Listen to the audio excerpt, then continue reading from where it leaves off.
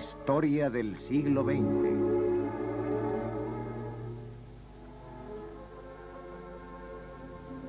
De Pearl Harbor a Hiroshima. Pearl Harbor, Hawái, base naval norteamericana en el Pacífico.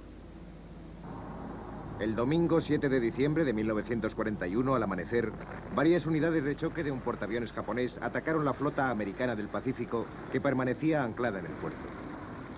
18 naves norteamericanas fueron hundidas o resultaron dañadas. Más de 300 aviones quedaban fuera de combate.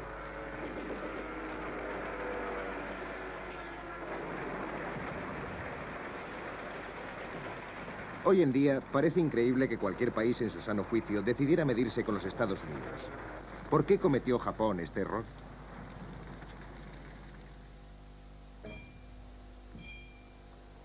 Durante siglos, Japón había sido un pequeño país aislado del resto del mundo que había sido capaz de resistir sucesivos intentos de colonización por parte de los países occidentales. El pueblo creía en la naturaleza divina de su emperador. Más allá de la ceremonia de la vida de palacio, estaban los políticos y generales responsables de gobernar el país en nombre del emperador. Para ellos, si Japón quería sobrevivir en el mundo moderno, tenían que alcanzar a las poderosas naciones industrializadas de Occidente.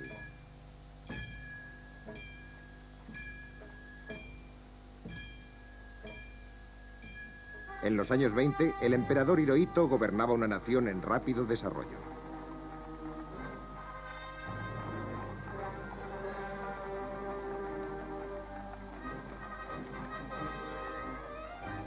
Por lo general, los políticos eran considerados corruptos, pero la gente creía que los soldados, al contrario, eran patrióticos, honrados y leales. El ejército ya había conquistado tierras fuera del país, así como la propiedad de la red de ferrocarriles en Manchuria. China, país vecino del Japón, había permanecido durante años bajo el dominio de las potencias occidentales, que habían construido sólidas bases militares y navales en el área del Pacífico con el fin de defender sus intereses. Los Estados Unidos se establecieron en Pearl Harbor, Hawái. Gran Bretaña tenía bases en Hong Kong y Singapur. ¿Por qué no iba a hacer lo mismo Japón? En 1922, Japón firmó un tratado naval en Washington. En el tratado se estipulaba que la marina japonesa podía construir 3 buques de guerra por cada 5 británicos y 5 norteamericanos. Los almirantes de la marina japonesa llegaron a sentirse incómodos con este tratado que juzgaban injusto. La crisis mundial de la década de los 30 también afectó y mucho a Japón. Los mercados de Occidente se cerraban cada vez más a la penetración nipona, pero Japón necesitaba exportar para poder pagar sus propios suministros. Cada año había más bocas que alimentar. El pueblo japonés empezó a temer que padecería hambre.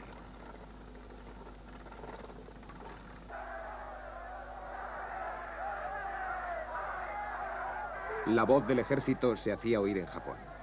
Somos como una gran multitud, decía, encerrada en una habitación pequeña y estrecha. Debemos tener un imperio en Asia como salida para la energía de nuestro pueblo. Los políticos no querían escuchar, pero las masas sí prestaban atención a lo que decían los líderes militares. En septiembre de 1931, las fuerzas japonesas invadieron Manchuria. Japón alegaba que los chinos habían dañado los ferrocarriles pertenecientes a Japón. China y Norteamérica protestaron ante el gobierno de Tokio, pero este no pudo controlar al ejército.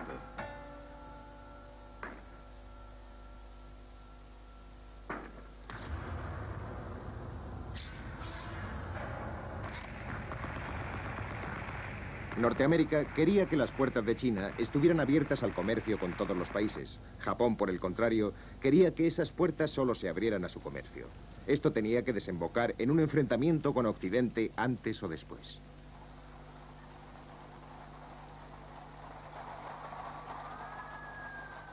En marzo de 1932, Manchuria estaba en poder de Japón, que la llamó Manchukuo y envió allí un emperador títere, Puyi, el último de la familia de los manchú.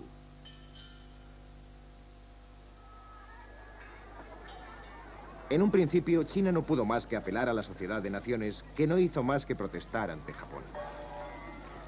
En 1936, los líderes comunistas y nacionalistas chinos dijeron que se iban a unir para luchar contra Japón. Para evitar esa amenaza, Japón decidió invadir China.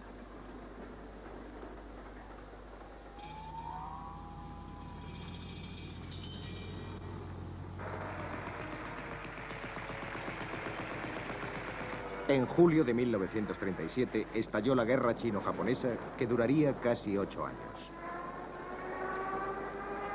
Los invasores bombardearon el puerto de Shanghái y aterrorizaron a los chinos.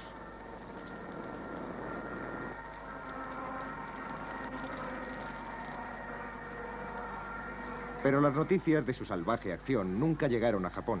En casa, los japoneses solo estaban al tanto de sus espléndidas victorias contra hordas de bandidos chinos. En octubre de 1938, los japoneses habían tomado casi toda la costa china. América interrumpió su comercio con Japón, pero los generales japoneses reaccionaron con desprecio. ¿Acaso podía un país dominado por el desempleo como Estados Unidos luchar contra un país trabajador como Japón? Los alcohólicos fanáticos del jazz norteamericanos no tenían la menor posibilidad de triunfar ante los sanos campesinos japoneses. América era la tierra de los gánsteres, decían, mientras que en Japón la vida de cada soldado era la vida del emperador.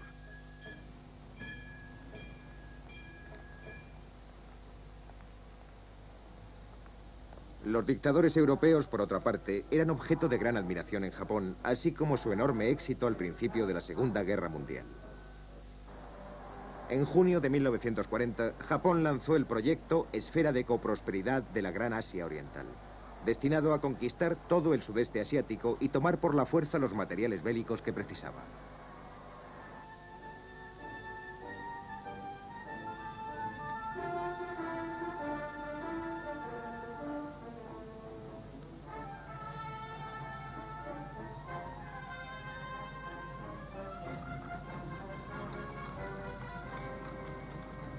Los líderes japoneses tenían que admitir que habían entrado en una espiral de enfrentamiento con Estados Unidos. Si desembocaba en una guerra, esta se iba a decidir en alta mar. Una vez aplastada, la Marina norteamericana no podría recuperarse antes de un año, y en un año Japón tenía mucho tiempo para tomar todo el sudeste de Asia. Para entonces los Estados Unidos se lo pensarían 2 veces antes de intervenir en un área tan extensa. Ese era el plan.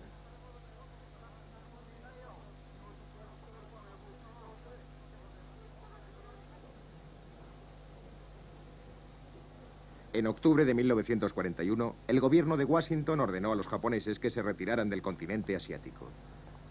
Para demostrar que lo decía en serio, Estados Unidos interrumpió el suministro de petróleo a Japón.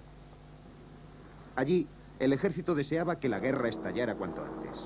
Las reservas de petróleo serían más escasas cuanto más se demorara el conflicto. Parecía que la única forma de provocarlo sería jugársela en un ataque sorpresa. La fuerza de ataque japonesa se aproximó a Pearl Harbor sin que su presencia fuera detectada a primera hora del domingo 7 de diciembre de 1941. Los americanos esperaban quizás un ataque en las Filipinas, pero la base de Pearl Harbor estaba absolutamente desprevenida.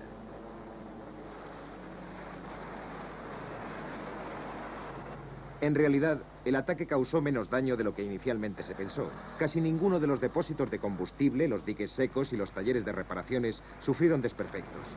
El azar quiso, por otra parte, que los portaaviones americanos hubieran salido a alta mar a hacer maniobras, pero si América hubiera perdido sus portaaviones, quizás la gran jugada de Japón hubiera dado resultado. Pido al Congreso que declare que desde el ataque cobarde y no provocado de Japón, el pasado domingo, 7 de diciembre de 1941, existe un estado de guerra entre los Estados Unidos y el Imperio japonés.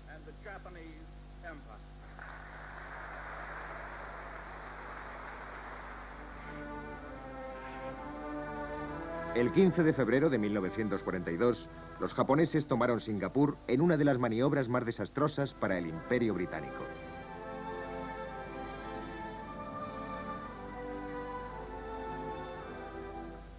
El comandante japonés, Yashimoto, aceptó la rendición de casi 130.000 soldados británicos y de la Commonwealth, muchos de los cuales acababan de llegar a Singapur.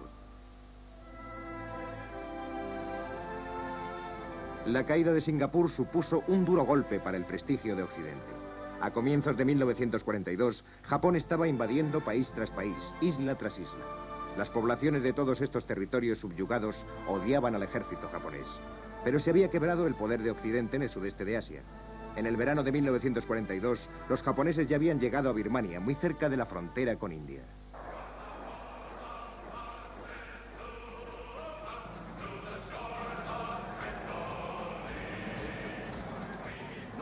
Puede que tardemos mucho en vencer esta invasión premeditada, pero el pueblo americano en su recta conciencia conseguirá alcanzar la victoria final.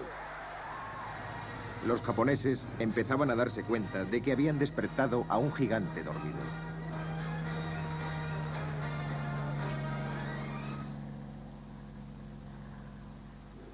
En junio de 1942, la flota imperial japonesa se dirigió a la base naval norteamericana de Midway, pero allí los americanos estaban esperándoles.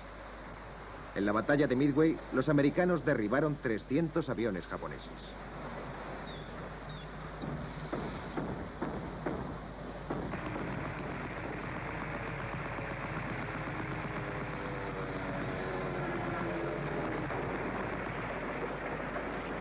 También fueron hundidos 4 portaaviones japoneses. La noticia de esta derrota minó la confianza del mando nipón, aunque nunca llegó a oídos del pueblo.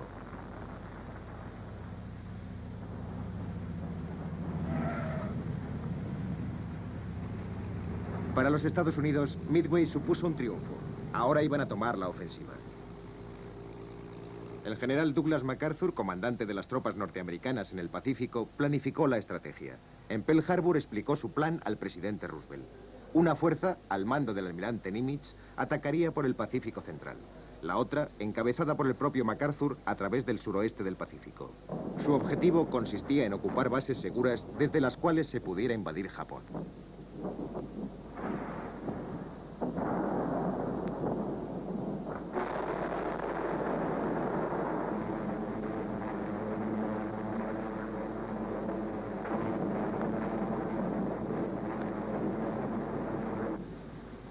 En una serie de ataques, moviéndose con rapidez de una a otra isla, las tropas americanas empezaron a presionar a las japonesas.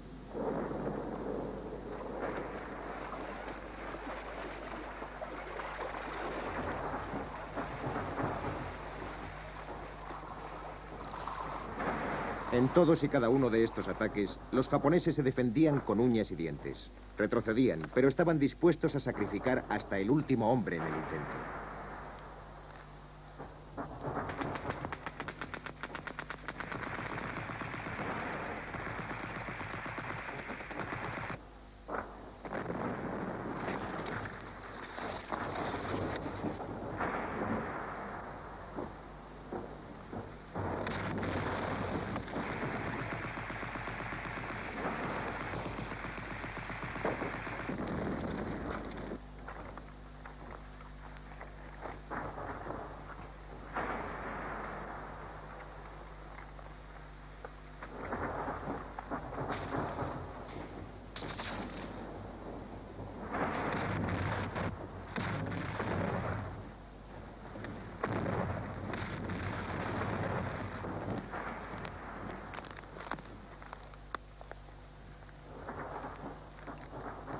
Las pérdidas en ambos frentes eran inmensas.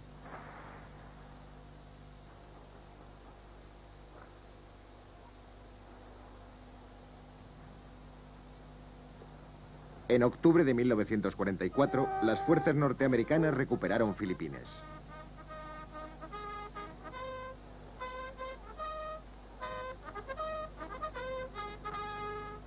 En Birmania, también los japoneses estaban cediendo ante las tropas británicas, norteamericanas y de la Commonwealth. 200.000 soldados japoneses murieron y ante la falta de suministros y municiones, Japón empezó la retirada.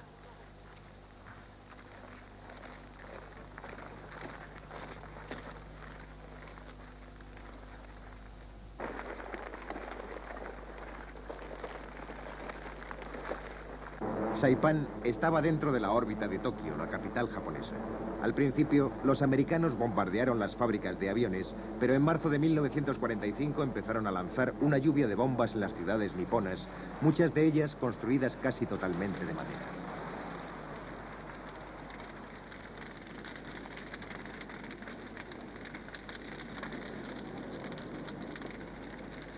Estos bombardeos minaron sustancialmente la energía bélica de los japoneses. Las mujeres se dedicaron a la minería, los niños fabricaban municiones, pero aún así, las municiones estaban empezando a escasear. Los japoneses se dieron cuenta de algo que sus líderes no se atrevían a admitir. La derrota estaba cercana. Con una determinación algo lúgubre, se dispusieron a defender sus casas.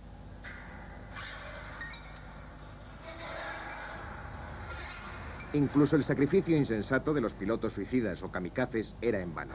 El 1 de abril de 1945, los americanos invadieron Okinawa. Pero también Estados Unidos había sufrido pérdidas considerables y temía que la invasión de Japón fuera a costar aún muchas más vidas. En julio de 1945, los líderes aliados emitieron en la conferencia de Potsdam una declaración a Japón. O se rendía o afrontaría una inmediata y total destrucción. Los japoneses no concedieron ninguna importancia a la declaración de Potsdam y el presidente Truman autorizó el empleo de la bomba atómica.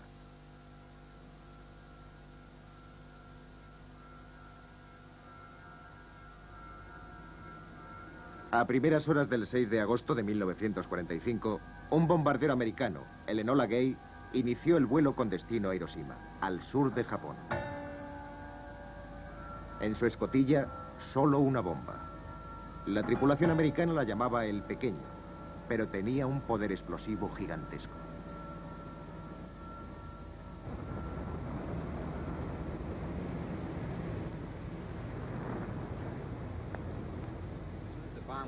Cuando estalló la bomba, el interior del aparato se iluminó como si alguien hubiera disparado un fogonazo y entonces tuvimos que esperar, con la preocupación de saber qué pasaría cuando la onda expansiva alcanzara el avión. Finalmente la onda expansiva llegó y fue como estar en un cubo de basura mientras alguien está dándole patadas. Después nos acercamos a la ventanilla y vimos la ciudad completamente cubierta por el humo, mientras esa enorme nube en forma de hongo se seguía elevando. Ahora todo el mundo la asocia con la bomba, pero entonces fue la primera vez que veíamos algo así.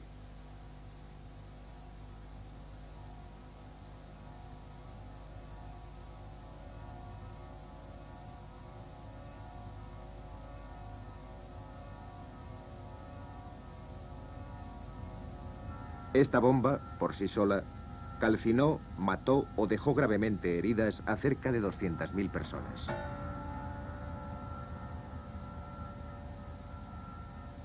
Pero no fue realmente el horror ante la tragedia de Hiroshima lo que impulsó al gobierno de Japón a rendirse, sino las noticias de que Rusia, de acuerdo con el presidente Truman, había invadido Manchuria y Corea. Cuando 2 días después los americanos lanzaron una segunda bomba en Nagasaki, el emperador ordenó la rendición en unas imágenes televisadas a todo el país.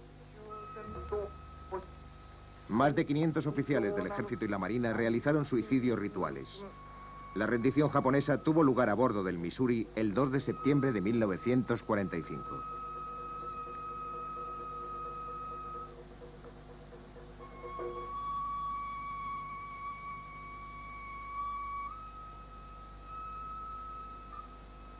El trámite queda cerrado.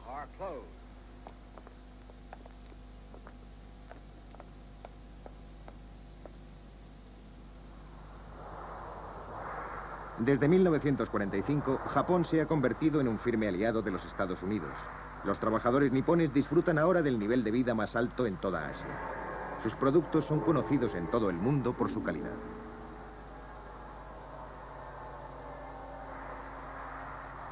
Desde la guerra, las nuevas generaciones de japoneses han tenido que afrontar nuevos problemas. Para la mayor parte de ellos, la vieja lucha por el imperio japonés no es más que un sueño olvidado.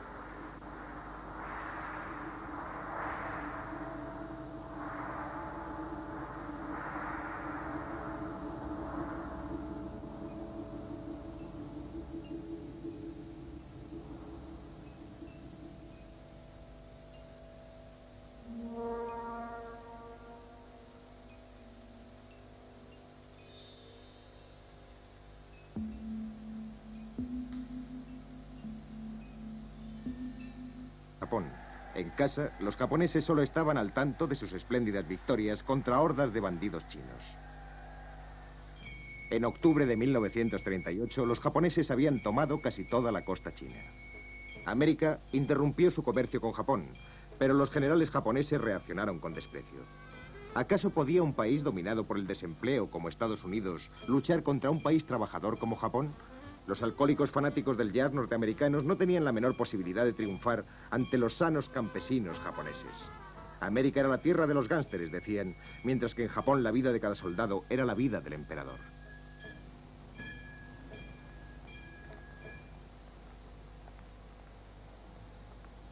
Los dictadores europeos, por otra parte, eran objeto de gran admiración en Japón, así como su enorme éxito al principio de la Segunda Guerra Mundial. En junio de 1940, Japón lanzó el proyecto Esfera de Coprosperidad de la Gran Asia Oriental, destinado a conquistar todo el sudeste asiático y tomar por la fuerza los materiales bélicos que precisaba.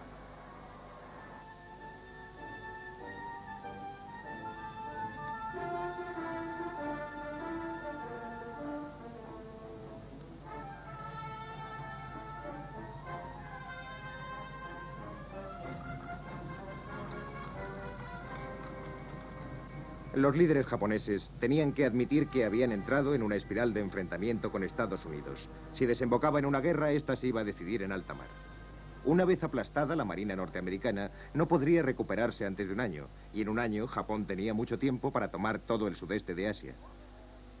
Para entonces los Estados Unidos se lo pensarían 2 veces antes de intervenir en un área tan extensa. Ese era el plan.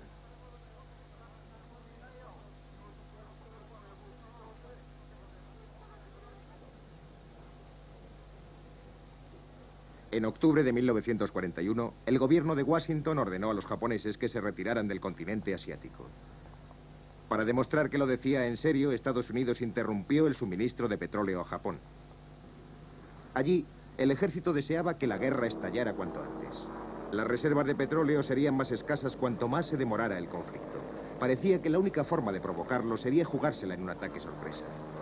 La fuerza de ataque japonesa se aproximó a Pearl Harbor sin que su presencia fuera detectada a primera hora del domingo 7 de diciembre de 1941. Los americanos esperaban quizás un ataque en las Filipinas, pero la base de Pearl Harbor estaba absolutamente desprevenida.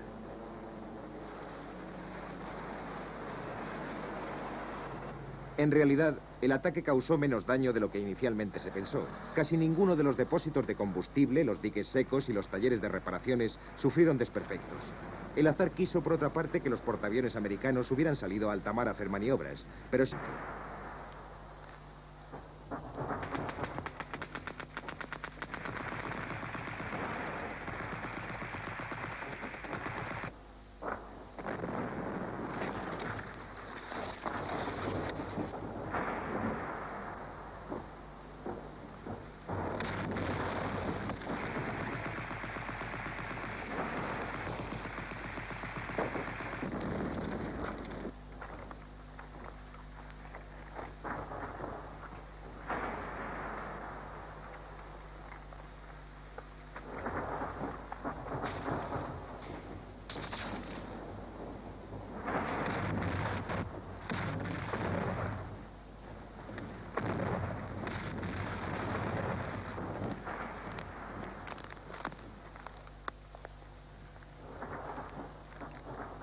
Las pérdidas en ambos frentes eran inmensas.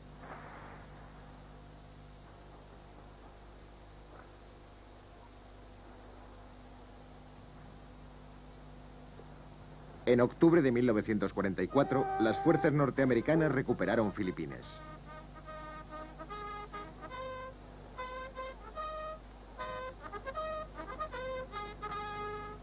En Birmania, también los japoneses estaban cediendo ante las tropas británicas, norteamericanas y de la Commonwealth. 200.000 soldados japoneses murieron y ante la falta de suministros y municiones, Japón empezó la retirada.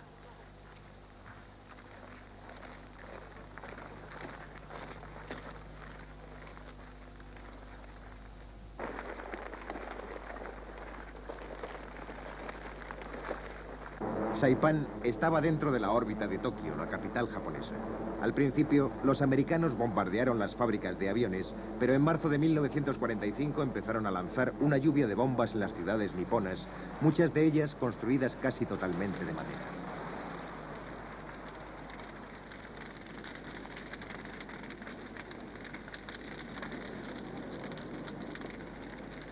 Estos bombardeos minaron sustancialmente la energía bélica de los japoneses. Las mujeres se dedicaron a la minería, los niños fabricaban municiones, pero aún así, las municiones estaban empezando a escasear.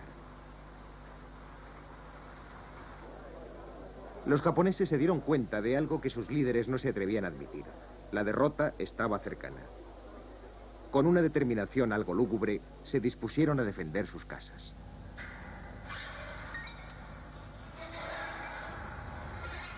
Incluso el sacrificio insensato de los pilotos suicidas o kamikazes era en vano.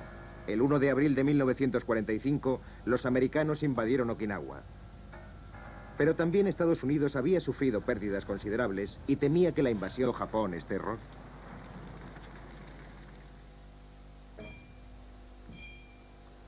Durante siglos, Japón había sido un pequeño país aislado del resto del mundo que había sido capaz de resistir sucesivos intentos de colonización por parte de los países occidentales. El pueblo creía en la naturaleza divina de su emperador. Más allá de la ceremonia de la vida de palacio, estaban los políticos y generales responsables de gobernar el país en nombre del emperador. Para ellos, si Japón quería sobrevivir en el mundo moderno, tenían que alcanzar a las poderosas naciones industrializadas de Occidente.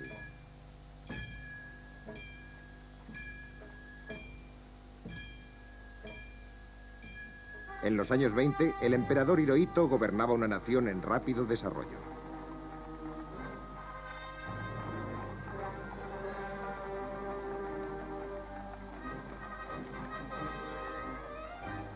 Por lo general, los políticos eran considerados corruptos, pero la gente creía que los soldados, al contrario, eran patrióticos, honrados y leales.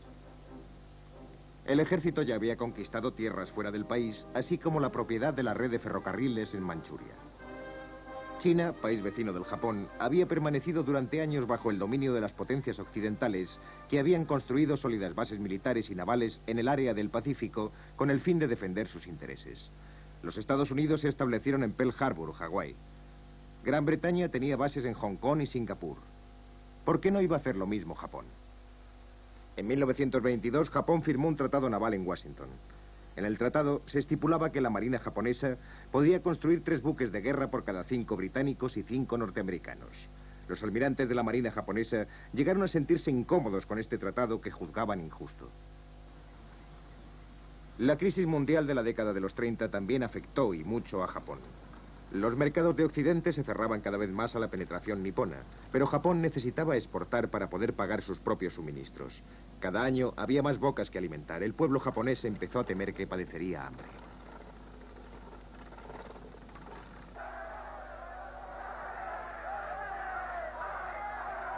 La voz del ejército se hacía oír en Japón. Somos como una gran multitud, decía, encerrada en una habitación pequeña y estrecha. Debemos tener un imperio en Asia como salida para la energía de nuestro pueblo. Los políticos no querían escuchar, pero las masas sí prestaban atención a lo que decían los líderes militares. En septiembre de 1931, las fuerzas japonesas invadieron Manchuria. Japón alegaba que los chinos habían dañado los ferrocarriles pertenecientes a Japón. China y Norteamérica protestaron ante el gobierno de Tokio, pero este no pudo controlar al ejército.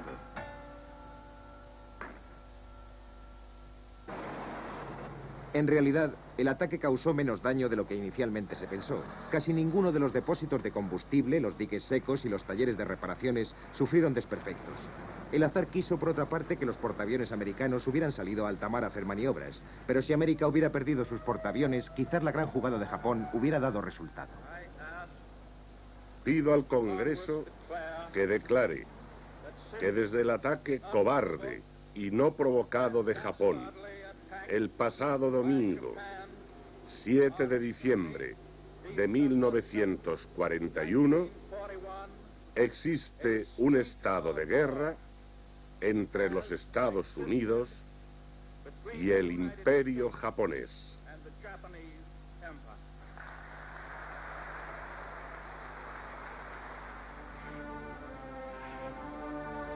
El 15 de febrero de 1942, los japoneses tomaron Singapur en una de las maniobras más desastrosas para el Imperio británico.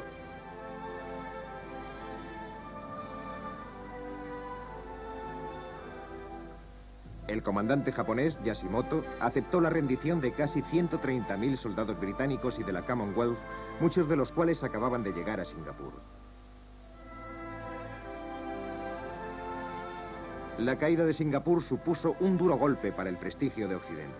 A comienzos de 1942, Japón estaba invadiendo país tras país, isla tras isla. Las poblaciones de todos estos territorios subyugados odiaban al ejército japonés. Pero se había quebrado el poder de Occidente en el sudeste de Asia. En el verano de 1942, los japoneses ya habían llegado a Birmania, muy cerca de la frontera con India.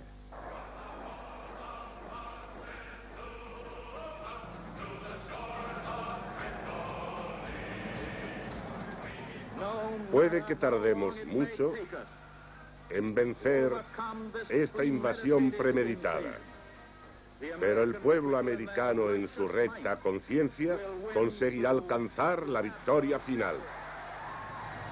Los japoneses empezaban a darse cuenta de que habían despertado a un gigante dormido.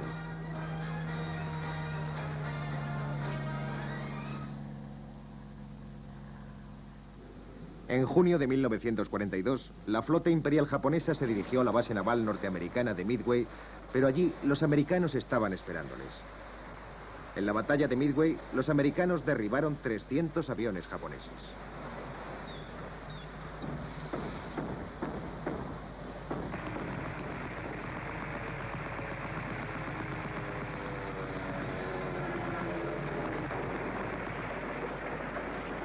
También fueron hundidos 4 portaaviones japoneses.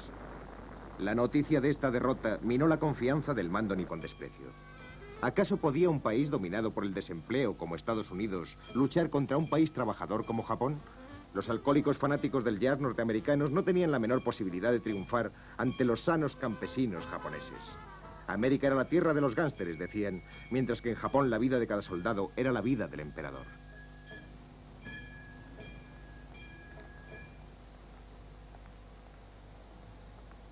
Los dictadores europeos, por otra parte, eran objeto de gran admiración en Japón, así como su enorme éxito al principio de la Segunda Guerra Mundial. En junio de 1940, Japón lanzó el proyecto Esfera de Coprosperidad de la Gran Asia Oriental, destinado a conquistar todo el sudeste asiático y tomar por la fuerza los materiales bélicos que precisaba.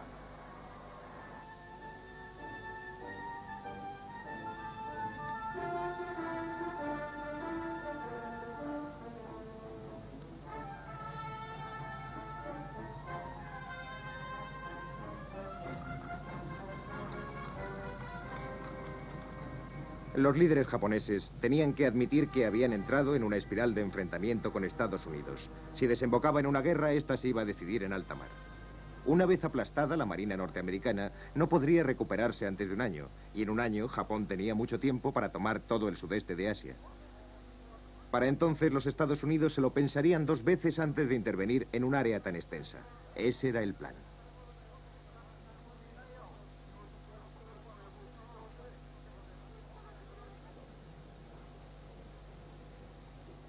En octubre de 1941, el gobierno de Washington ordenó a los japoneses que se retiraran del continente asiático. Para demostrar que lo decía en serio, Estados Unidos interrumpió el suministro de petróleo a Japón. Allí, el ejército deseaba que la guerra estallara cuanto antes. Las reservas de petróleo serían más escasas cuanto más se demorara el conflicto. Parecía que la única forma de provocarlo sería jugársela en un ataque sorpresa. La fuerza de ataque japonesa se aproximó a Pearl Harbor sin que su presencia fuera detectada a primera hora del domingo 7 de diciembre de 1941. Los americanos esperaban quizás un ataque en las Filipinas, pero la base de Pearl Harbor estaba absolutamente desprevenida.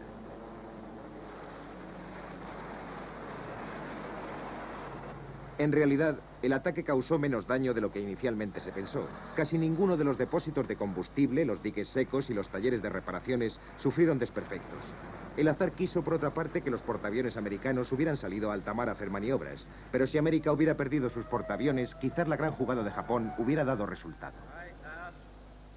Pido al Congreso que declare que desde el ataque cobarde y no provocado de Japón, el pasado domingo, 7 de diciembre,